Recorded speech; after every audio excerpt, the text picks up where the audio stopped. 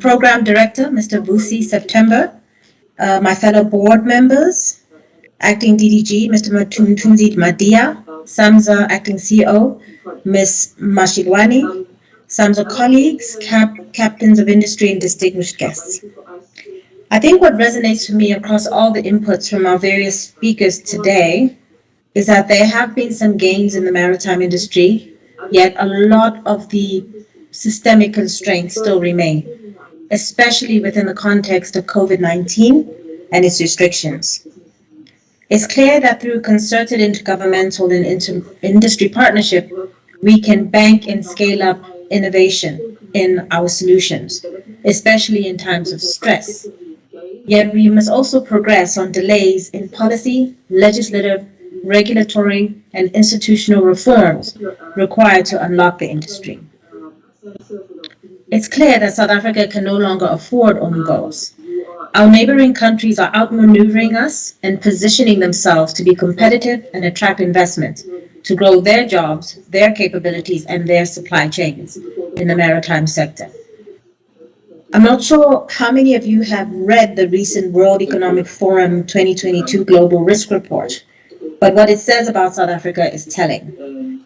South Africa is one of 31 countries with a high risk of erosion of social cohesion. The report also finds that prolonged economic stagnation, employment and livelihoods crisis, and state collapse are some of the biggest risks facing us over the next 2 years.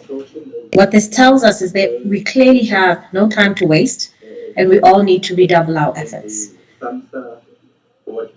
While we are all eagerly awaiting tomorrow's 28th State of the Nation address, closer to home, in our maritime sector, today is the 10th SAMSA engagement with stakeholders to reflect on the gains and misses of the previous year.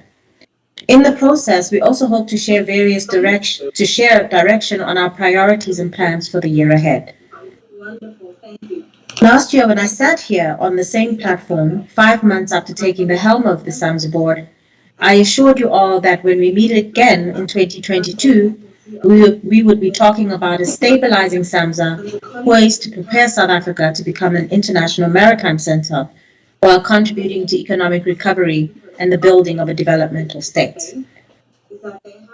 With that background, I'm pleased to report on behalf of the SAMSA board that despite the challenges presented by the prolonged COVID-19 pandemic, a legacy of controversy as well as a poor audit history, we stay true to this commitment. We're turning the corner in stabilizing SAMSA and good governance in 5 key areas. We have delivered our first unqualified audit in 4 years for the financial year ending 30 March 2021. We stayed honest to the audit recovery plan which we tabled to the Minister by diligently closing out the internal weaknesses underlying previous audit findings. We have taken a non-negotiable line on addressing whistleblower and stakeholder allegations of malfeasance. You are aware that we have course corrected by suspending implicated executives and running an independent forensic audit to get to the bottom of long-standing issues which have gone unaddressed for far too long. We have run a successful CEO recruitment process and made recommendations of a suitable candidate to the Minister for appointment. These details will be shared with industry once this process is finalized. We have held the SAMSA executive accountable to maintaining our going concern status by tightening our belt and achieving savings targets introduced through austerity measures. And finally, we have reviewed and approved enhancement to over 20 ICT, HR, finance, and legal policies to bring SAMSA up to speed with current practice in this regard. I wish to commend the SAMSA executive team for buying into our vision and playing their part, not only to ensure that the dreaded cash flow day zero never saw the light of day, but that we turned around our audit record. We remain committed to continued collaboration with all stakeholders to administer, regulate, and develop our maritime sector. This must specifically be done in a manner that diversifies participation in our value chain. And I think many of the speakers today have recognized that value chain participation and deepening our supply chains is one of the key ways that will contribute to economic recovery and social cohesion. As most recently as these past 2 weeks, you would have also heard our announcement lifting the moratorium on the awarding of bunkering licenses in Algoa Bay. This is one item in the basket of interventions designed to give full effect to our maritime industry potential.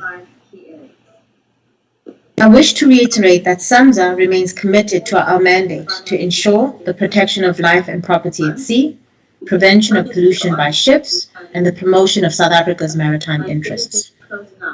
I also wish to thank my fellow board members, Advocate Dorothy Kosa, Ms. Linda Elwadlamini, Mr. Becca Zulu, Mr. Lucas Haludi, as well as our shareholder representative, Acting Director General Mthunzi Madia, for their diverse and often very robust engagement, which helps drive performance and results.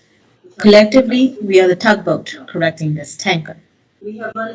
On a final note, the board is clear that we have much more to do to ensure that the remainder of our term sets Samsa and the maritime sector up for success.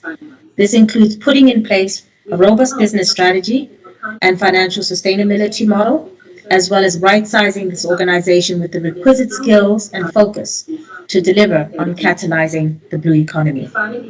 In closure, let us continue talking and growing and recovering the maritime industry. I thank you.